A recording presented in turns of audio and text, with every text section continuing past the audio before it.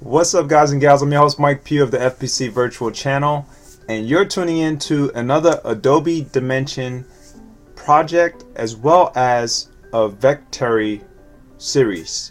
So if y'all folks have tuned in, maybe you got a chance to see it, I'm not sure. This is your first time at FPC Virtual. What we do in FPC Virtual, we do technology type videos where we cover differing tools, differing apps, and things that can bring out your creativity in a really unique way. So if y'all folks want to keep tuning into this video, let's get it.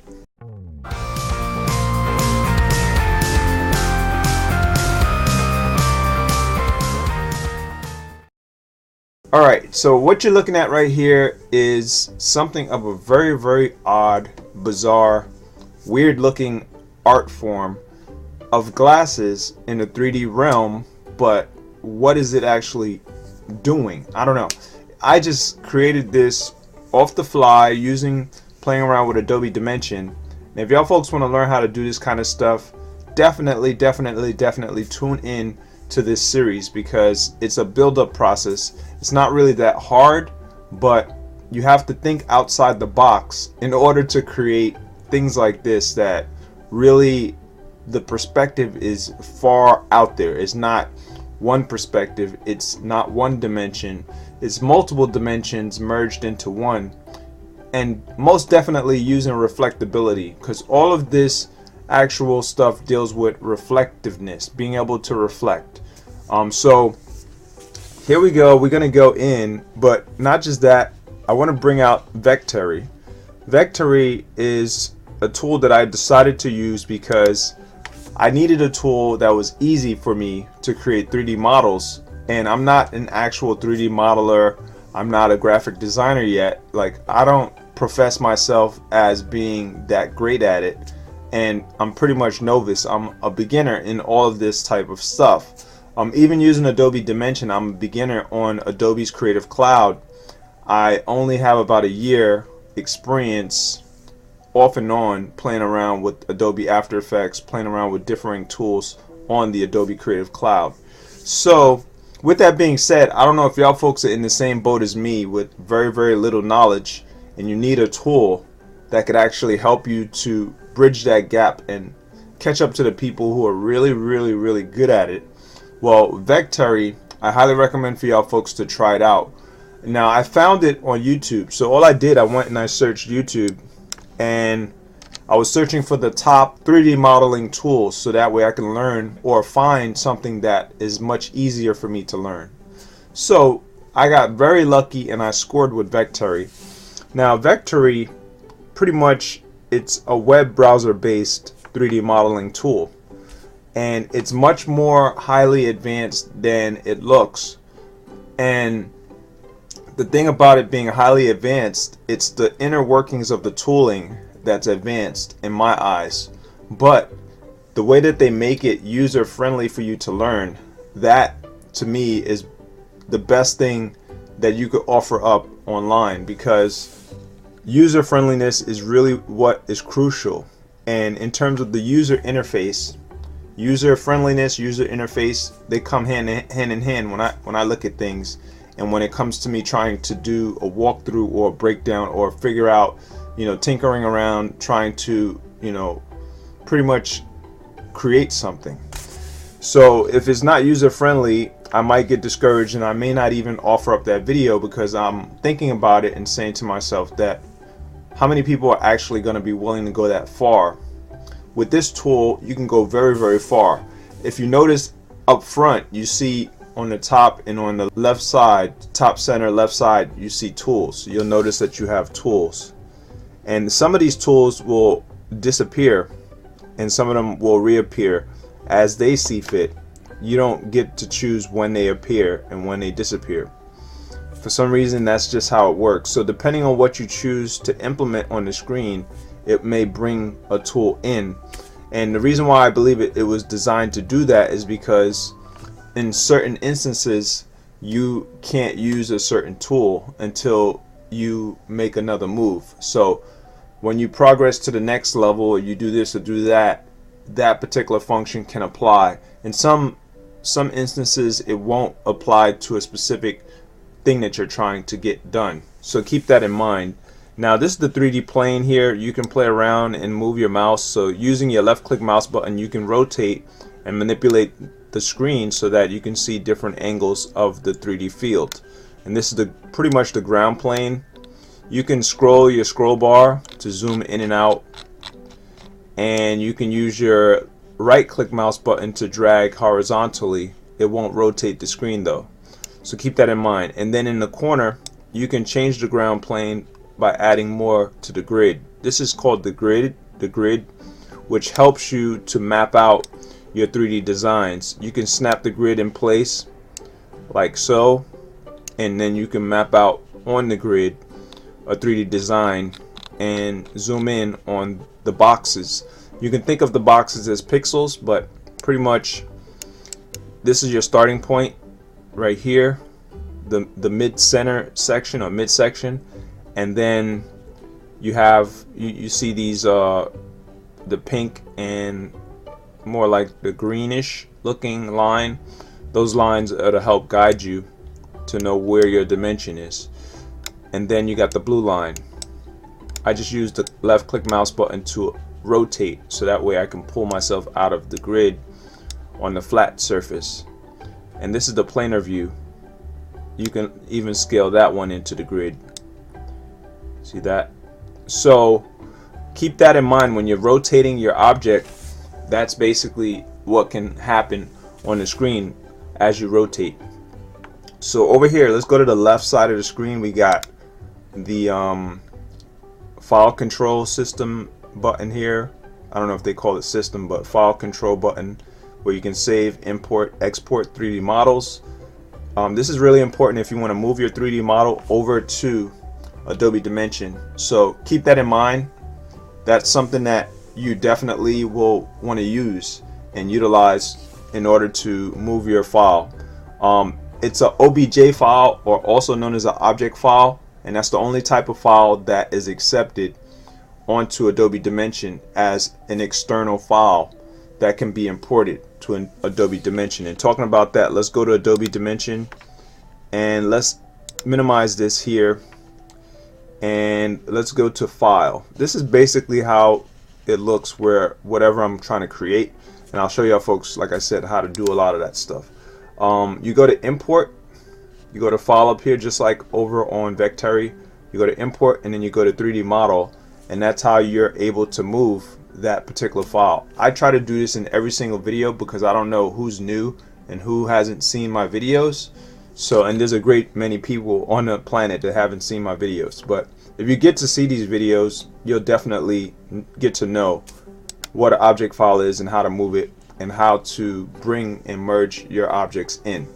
So this is basically a folder that it opens up, and it tries to get you to name it, or not really name it, but search for the file name. So if I find an object file, it's going to show up here. So say it's any of these are object files. You click it and it shows up.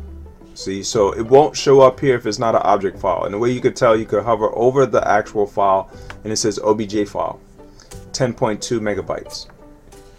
So let's cancel this. I'm not going to move it. Now if I moved it, you would notice that it would pop in. Now this particular glasses here comes from Vectary. I did not get those glasses from Adobe Dimension. Adobe Dimension has preloaded, pre-installed actual 3D models. So you can use the 3D models that are factory installed into the software.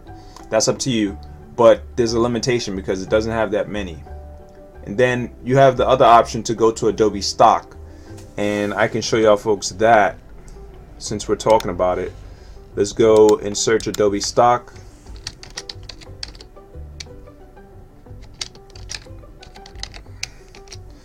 And here we go. It allows you to get royalty-free images. That doesn't mean it's free. That means that you get to pay, and you can use it without having to pay royalties after a certain amount of uses. I don't know where that bug came from. Whatever. So you can go and search here. Maybe I'm going to search glasses, and we'll go and see what we want to use. Now these are stock photos.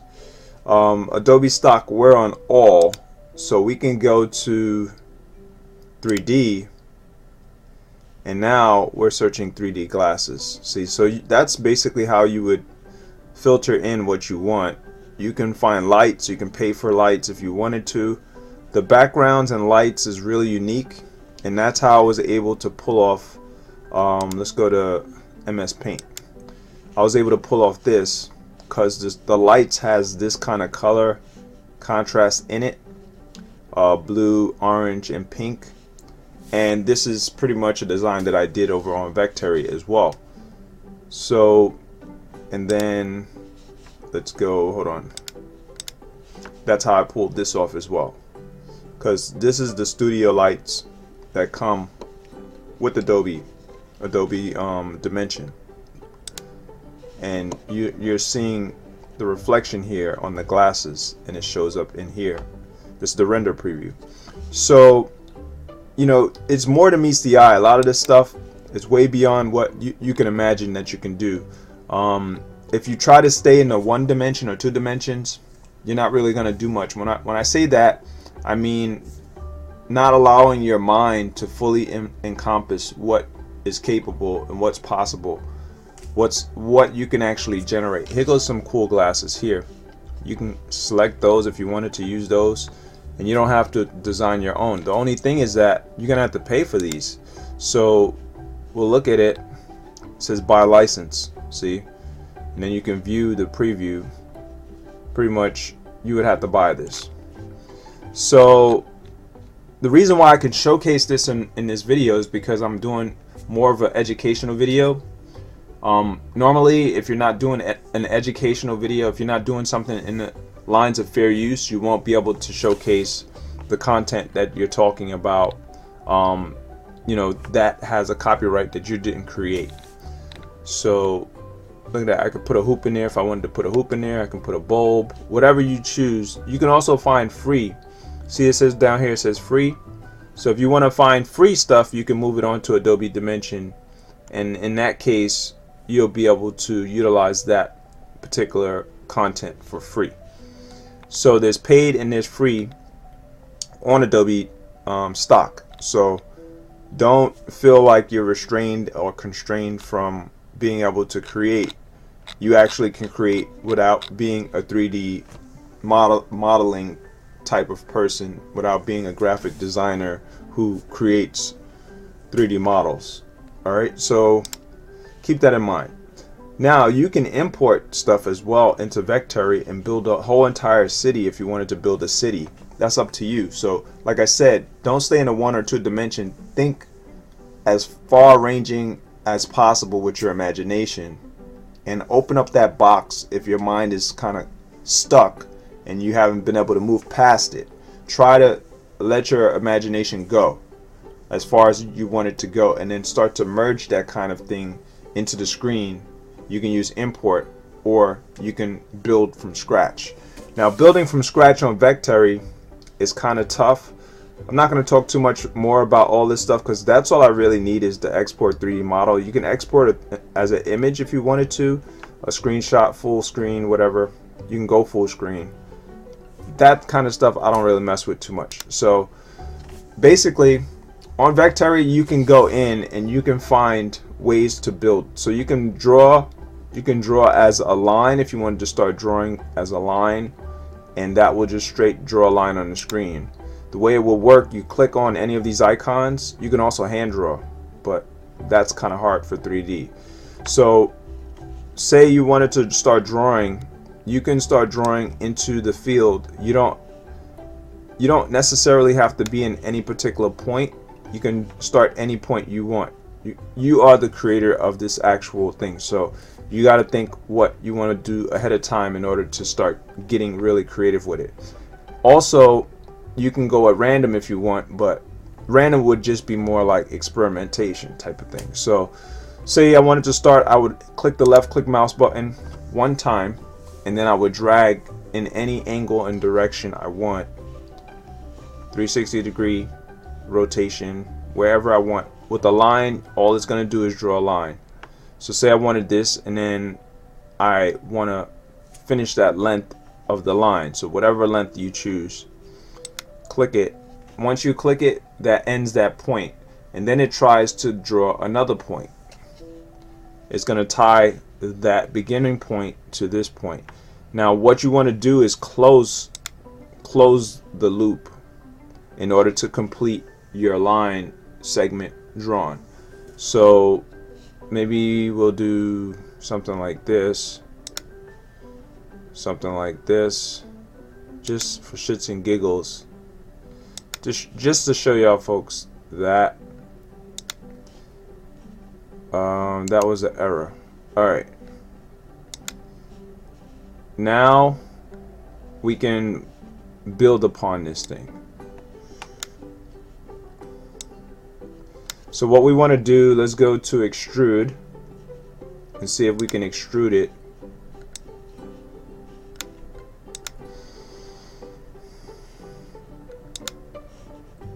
Nope, it's not allowing me to extrude.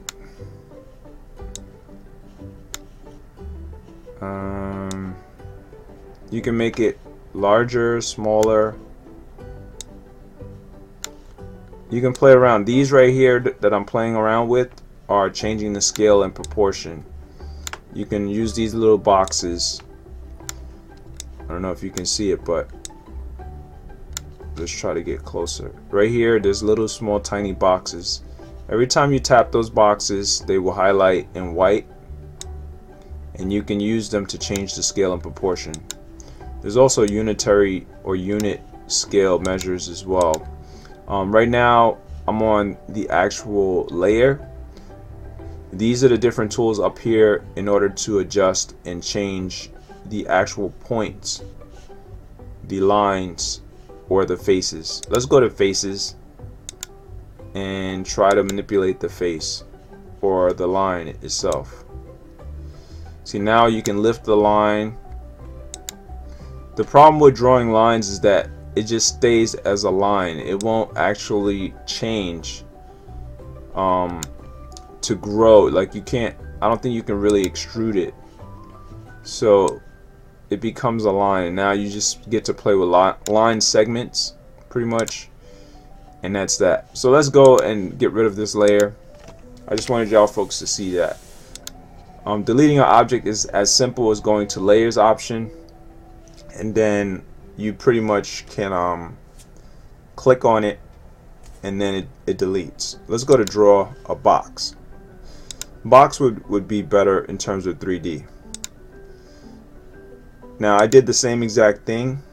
I used the left click mouse button, tapped it in one place. So I'll show you again. Let's do a sphere. Left click mouse button, find the place you want to build it, click the left click mouse button again, drag it so it gets larger, and click the left click mouse button again, and that completes the task. So now it's a certain size and shape. You can go in after you're done and change the radius, change the height segments, change the width segments. Now the important thing to note on building from primitive shapes, these are just basically primitive shapes, that's what they call it on Vectary. What's really important to note, to take to your mind, is to realize that every shape has a differing contour and a differing level of faces and lines. So it also is granted by the tool developers and creator, is granted differing ways for you to change the contours of the face and the surface, pretty much. So you can change the radius on this one. This one obviously is not going to have a radius because it's a square, a box, a cube, or a rectangle type shape. So each shape will have differing options once you're done that final shape, primitive shape build. So say you wanted it to just be shaped at that particular shape. Once you click the left click mouse button, that final time is going to give you these options to come up, and they're going to be different for each shape. Some may be similar, but like the draw cylinder and the draw tube may be similar because they have a very similar shape. But other than that, that's that. So now, say you wanted to adjust them, you're going to click here on the tab And if you want to actually rotate to adjust it, you have to rotate within the field here of the tab. So it gives you this rotation tool to change that actual scale. So it took me some time to figure it out. If you go up here, out here, and you click, that's going to check that you actually want that size, and you won't be able to access the tool again. So I don't recommend for you to click out of this area. You have to click in within this tab. If you go to another tab, it's going to change to that tab. And if you click in here, it's just going to basically allow you to do it, to adjust that actual dimension, but more manually, as opposed to dragging the actual radius or dragging that particular segment. So let's go to width segments and select that one and drag out that one, and that basically shows you how many segments you're going to create. These segments are really important depending on the shape. Those segments are basically how many faces you're going to be able to manipulate when you're creating a 3D object. So talking about that, we'll go to the design that I did. I called it a futuristic building. All these little segments that you see here are actually subdivided segments, width segments of a sphere. And I took the sphere, this is the top of the sphere, this is the bottom. I cut the bottom off. Here I cut the top off, and that's why it looks flat. But pretty much this was a sphere that was dragged, and somehow it merged into itself, and then I pulled it apart and I twisted and contorted it. So you can do all that kind of stuff and create really unique shapes that maybe has never been created before, or no one else has created it in that form. So that's something that I learned, which is really, really unique about the tool. And I think if you allow your mind to be set free in terms of imagination, when you're in the design phase like this, you can create, prior to actually doing your designs, how many faces you want that actual shape to have. So you got to start thinking outside the box and say to yourself, well, is this design an architectural design? Is it for like some sort of a big project that I'm trying to create? You know, things like that. So these little shapes, they look tiny, but in perspective you can make them stand out. Say I wanted to put a world down here and like create people, put little people here and robots, or I don't know, whatever, and you can turn this into a globe. I don't know, it's up to you. So just keep that in mind. The height segment, let's go and play with that one, and basically it's going to subdivide height wise, as you can see, and you just got to use your mind, like I said, to change the dimension as you see fit. And see, it's changing the segments height wise. So now I have all these small little boxes, as opposed to just having the length long going straight down. Now this would probably help me to build a face, a real actual human face. And the reason why I say that is because these small little boxes can be subdivided when you get into scrolling in and clicking one of the faces. How you do that, you use the bevel tool, and we don't have the bevel tool now, it's not available, but like I said, these tools are going to pop in and out as it sees fit, and when it gives you the ability to use them based on whatever instance that you chose to activate. So right now I'm currently sitting in the design phase for this sphere, so it won't activate that actual option. So say I wanted to keep this, let's click enter and hit outside of these different tabs in this inside section, and that will complete the process. So now the process is done, and now I'm actually in the layer tool. Say I wanted to manipulate one of these faces, we have to go to the faces option, and then I can go in and I can manipulate the individual faces. And that's how that part works. Now you can click on multiple segments or multiple face segments, and that will indicate in yellow. If you click on this little thing, they call it a gizmo, the little circle. Let's reset it. If you click on that, it's going to try to go in and provide you tooling to play around and manipulate that particular object in a different way. I don't want to do that, and I'm not that versed in all of the capabilities that it has, so I'm going to stick to just this. So I just want to show y'all folks what you can do. Now we're going to rotate the face this way. The face is this way, and then if you go to the angles or any of these, you can actually pull the segments out. So you're stretching and elongating like the extrude option, and you can snap it back in. You see that? Now if you're doing it on a different plane, what you're going to notice is that you could deform the initial shape. So if you don't want that particular shape, say I dragged it this way by mistake, and you look at it and you're like, wow, that doesn't look like what I wanted, you're gonna hit this undo option, and that brings it back to its previous stated condition, and there you go. See, so you can go all the way back to the point of where you was actually implementing those highlighted faces. So this is basically the stuff that I learned. It took me a little while, but in about a day and a half I figured out all this stuff by using the tutorials that they have. So I recommend for y'all folks to definitely go for the tutorials. I'm gonna put a link to the video for the actual channel location for Vectary, but basically it's on YouTube, and that's where I found Vectary. So you can go in, let's go and just search on Google. You can search on Google if you want, or you can use the vectary.com location and you'll be able to pull up. They have tons of tutorial videos, so keep that in mind. Wow, it looks like they have a 3D modeling tool on the web store, on the Google Chrome web store. That's interesting. Look over here, it says Vectary raises 2.5 million for easy 3D modeling. Pretty cool, right? All this stuff is on Google, so you can go check Google to find out as much as you can find out about the tool, and that would help you to go a little further as well. Let's go to videos. That's what I like to search in terms of getting to YouTube videos for that particular topic. That might help you if you want to trend well on Google, and so you would have to look at that particular title before you create that video.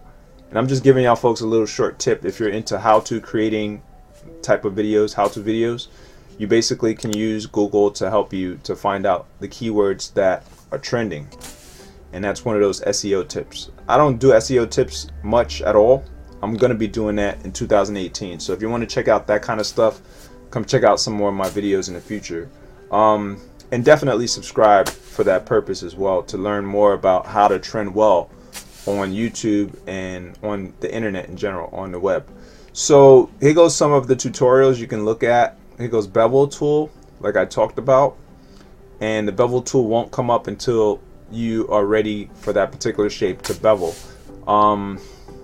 So there's a vast supply of actual videos. Let's go to, let's see, we'll go to this one, and I'll try to click the pause as fast as possible. Let's see, this is Vectary right here. So this is the Vectary actual channel. I'm gonna put it in the video description area below this video, so y'all folks can get to it. In the upper right corner, you should be able to see an eye there that should give you a link to this channel as well. And this is where I learned pretty much everything that I know right now. Within that day and a half, 2 days or so, I learned as much as I can. I'm not the best at it. I'm novice. I'm brand new to it. If you want to catch up to me, you can do it and go crazy and apes bananas trying to learn the tool for a month or more, or for a whole year. That's up to you. Whatever it takes for you to learn how to use this tool, I highly recommend for you to get into it, because it's much easier than a great deal other 3D modeling tools. And for those who get discouraged easily, this is going to be that type of tool where you can really go for it and merge into it, and build all kinds of different shapes, different 3D models. You can really go hard and create, and it's not limited. It's not really limited. A lot of these shapes look kind of rough and the contours don't look that great, but you can build some amazing stuff. You can even build characters if you wanted to build 3D characters. Here goes another 3D character. I mean, you can go that far, but you just got to be willing to, you know, do what it takes to learn it. In terms of learning a lot of these tutorials, not all of them are tutorial videos, but it just gives you an idea. Now, what's cool here, they have this 3D glasses one. You can do 3D printouts, so you can, if you have a 3D printer, you can use it to create 3D printed models, and then you can sell them. But with Vectary, in terms of selling, you would have to actually share Vectary's website, basically the website location, through a social sharing option from Facebook or Twitter, and that's all through creating your project. It gives you the options to do it. If you want to export, it gives you the options here to do it, export, and then it says your project is non-commercial. You can pay with a Facebook or Twitter share to use this project commercially. That's the only way you can use it commercially. There's another way to do it in terms of making YouTube videos. If you do how-to educational videos like this, obviously you can monetize those videos, but it has to be 100% educational. It shouldn't be in any other manner, any other way. And then there's fair use, obviously, on other levels.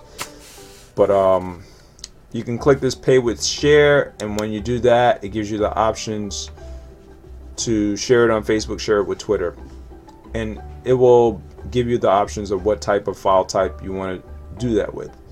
Make sure you read the terms and conditions. I read that, and that gives you more of the understanding of what it is that you're actually doing in order to get that commercial license.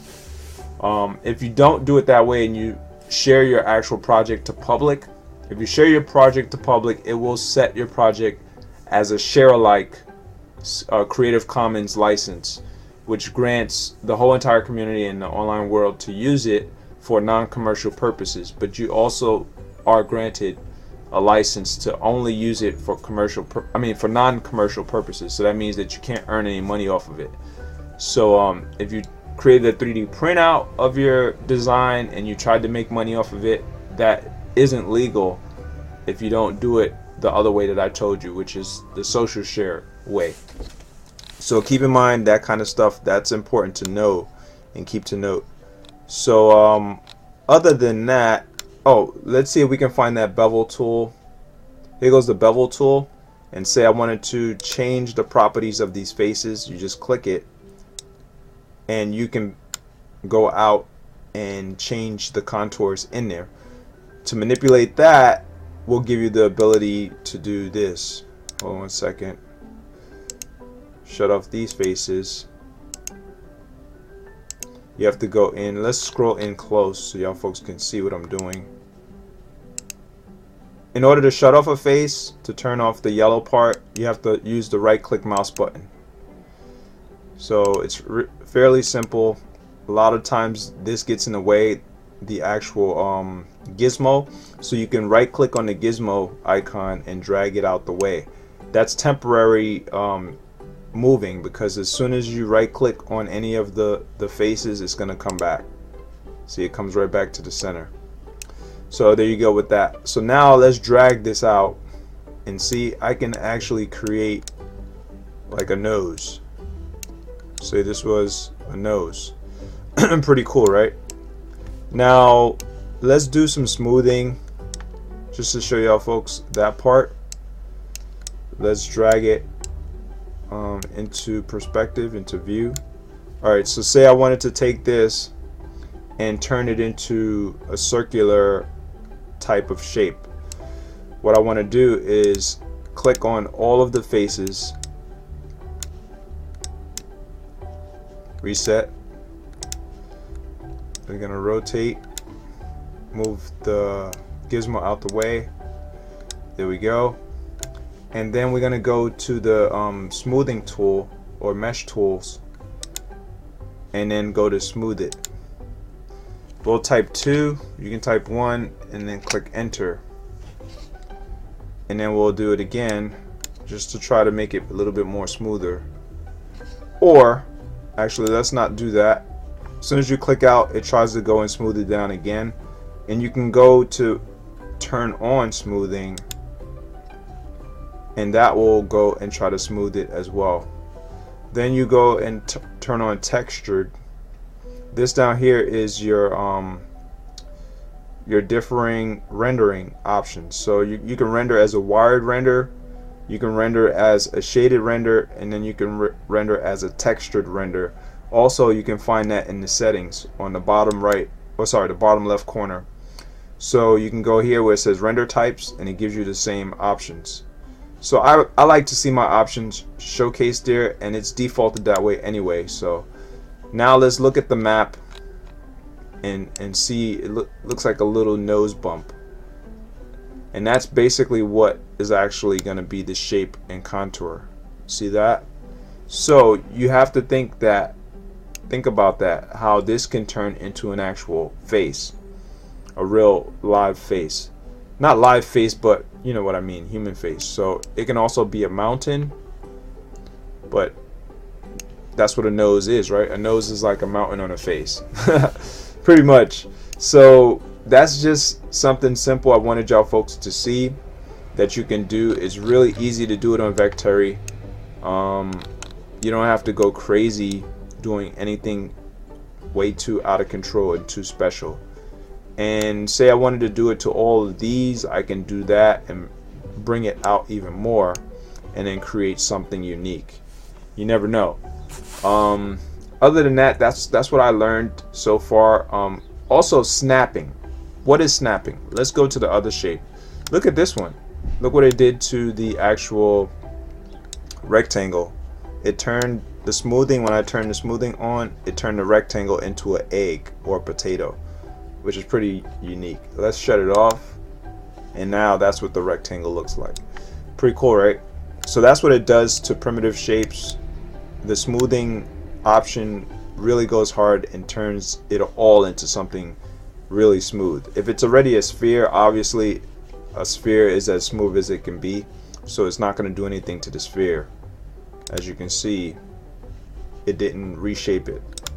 So if it's something that's already smooth to a high scale, it's not really going to do anything. But if it's a rough cornered edge, it's really going to go in and make that look smoother. So there you go.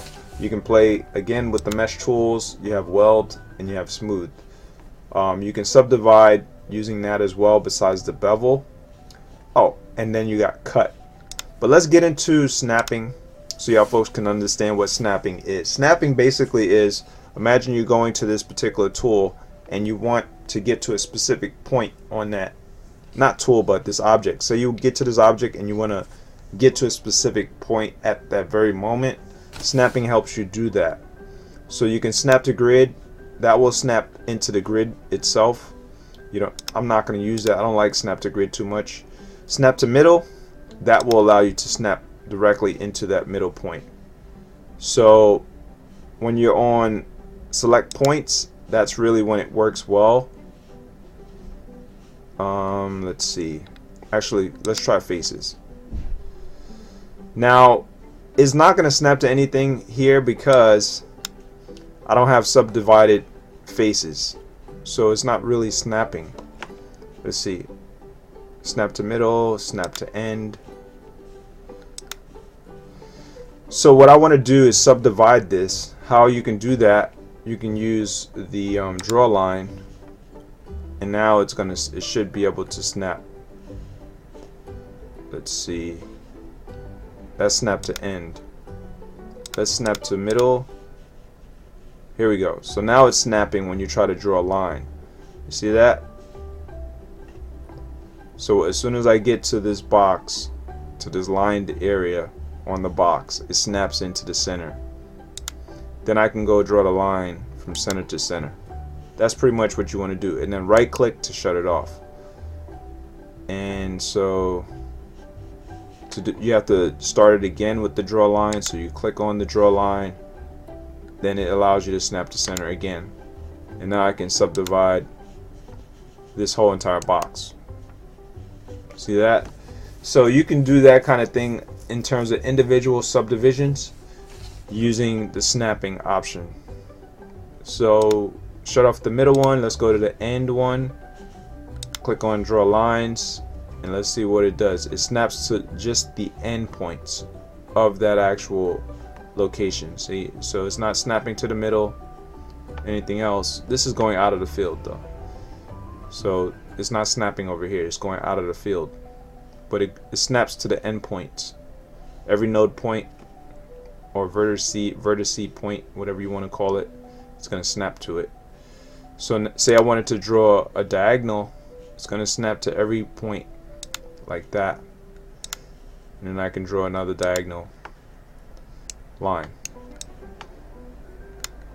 So to deactivate it, you're going to right click the right click mouse button, and there you go. Now you can manipulate these segments. Say I wanted to drag it out, to contort it, you can do it like that, but you have to be in the faces option here to manipulate that particular segment, or else it won't work. Say I wanted to extrude this, should allow me to extrude it, which will build upon that particular location. That's the difference between dragging, contorting, and building upon it. Extrude allows you to build upon a pre-existing shape. So you have to use the face first, then you go to extrude, and then you can build upon it. See that? Now we have pre-existing shape. But if you want to manipulate the contour of this actual shape, now we can rotate and bend the shape out of order. If we wanted to rotate, you have to use this scale right here, this rotation scale.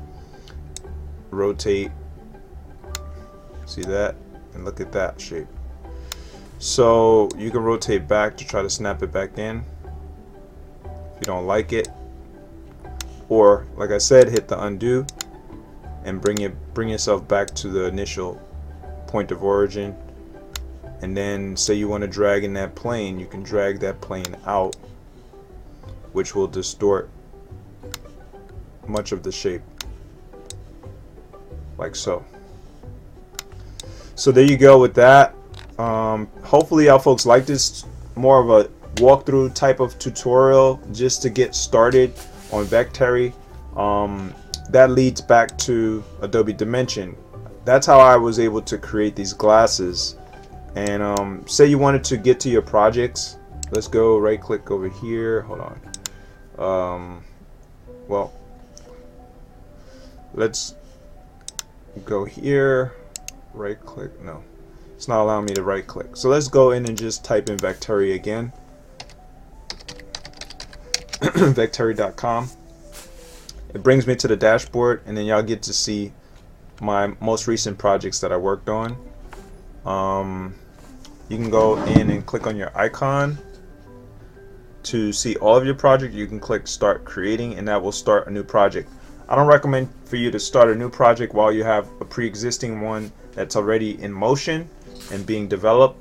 Make sure you save, so you have to create the project name and then save it first before you move on to the next one, because then the actual web browser based tool might get confused and you may lose this previous project. So to avoid from that, I highly recommend for you to make sure you create that project name, save it first, then you can use this tab here and click go back to platform, and that will end the session.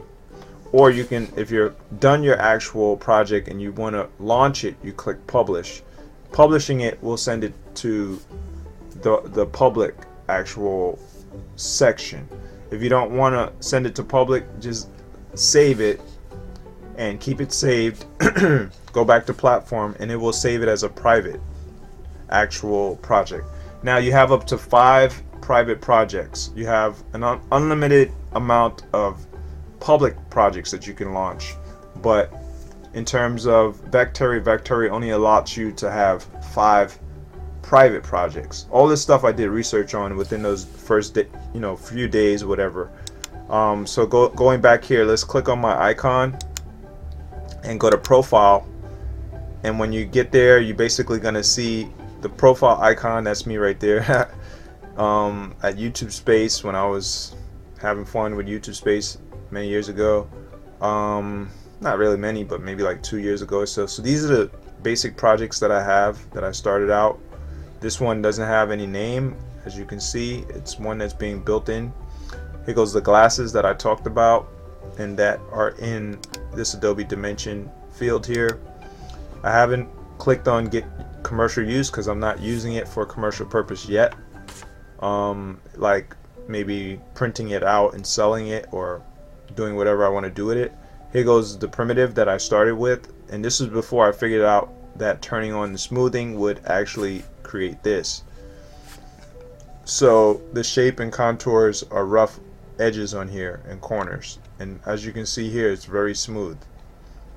So like you've seen, smoothing will give you that product. This is a rough draft of maybe a boat, a vehicle, I'm not sure. I was trying to create something that would be like a sci-fi type of vehicle, maybe a assault vehicle or something, I'm not sure. That was fun. That was a nice project that I played with. And then this was a head that I'm working on, trying to learn how to create a head from an actual cube. So there you go with that. Just wanted y'all folks to see how to get to your actual pre-existing projects. Right now I currently have 3 privates and 3 public. So if I reach closer to the limit of private, then it's going to indicate that on the screen and let me know that. Sometimes you'll have advisory stuff come up on the screen, so keep that in mind, and also notifications. So you can check into your notifications. There's a huge community that's out here as well, so you're not alone when it comes to creating your stuff, and you can interact with other people who are creators and who are people who go hard at creating 3D models or whatever they come up with. So that's pretty unique, pretty cool. Now keep in mind, reading the terms is really important. So read the terms for this community, so that way you don't violate the community, you don't get kicked out. I don't recommend for people to spam. There was a member that kept commenting multiple times, all kinds of different things. I don't recommend for you to do that. Just try to keep your comments minimal, maybe 1 or 2 comments max per location. I don't recommend for you to go crazy on this type of tool, because obviously you want to have that unlimited access. You want to be able to keep using the tool and being able to create. In terms of promotions on here, I don't recommend for you to be overly promotional, because that will get you kicked as well. That's usually the things that are what you shouldn't do on a tool. It's not about exploiting, it's about creating and meeting like minds that actually go in and create, and you can credit them for what they come up with. So here, right here on the left, you can see what it tells. It says free, non-commercial use, and private models 5 max, public models unlimited. The paid, if you want to make it commercial use, you have to share it to Facebook or Twitter for each of your projects. And talking about that, Facebook or Twitter might actually indicate you as a spammer if you try to go hard over there sharing these too much for commercial use. So I recommend for you to do it once a day, minimal. I'm probably going to do it once a week, so that way I don't get indicated as a spammer on those social platforms. So whenever I get a really awesome project, I'm going to launch that particular one. And that takes strategy. So you have to strategize on what projects you really want the public to have and what projects you want to launch as a commercial project. So not every single thing is going to be that perfection, that state of perfection that you want. And there's no such thing as perfection, but with this tool you can really get close to what you want it to look like. So if that's perfection for you, go for it. You know what I'm saying? So other than that, I'm out of here. Joe 11, peace to all. Mike Pugh signing off.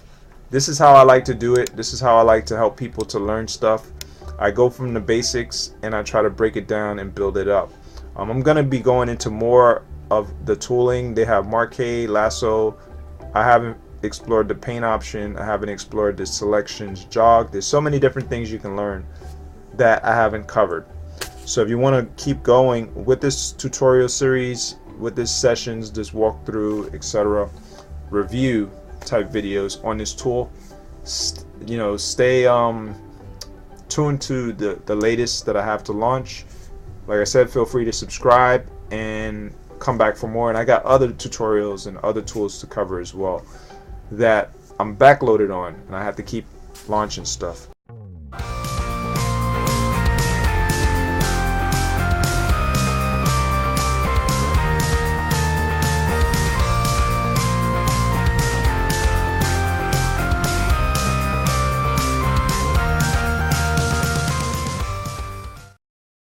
I have a copyright series coming soon as well for YouTubers and also for people around the planet.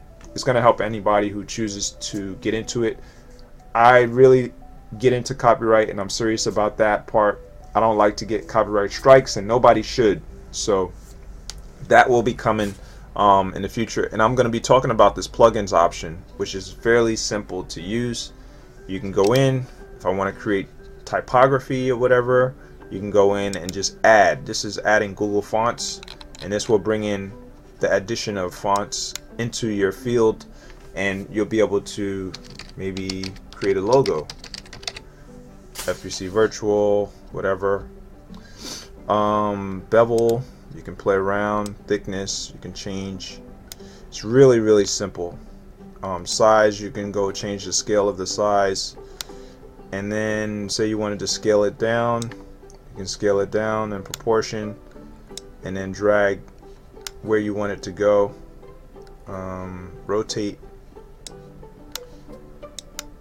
all kinds of different things. You can hide this part so you keep it activated until you want it where you want it, and then you can drag with the gizmo where you want to place it, and or positional icons.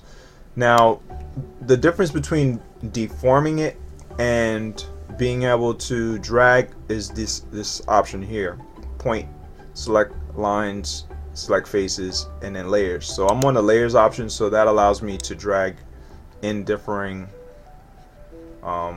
angles pretty much. And that's all I got. Peace out, and I'll see you next time.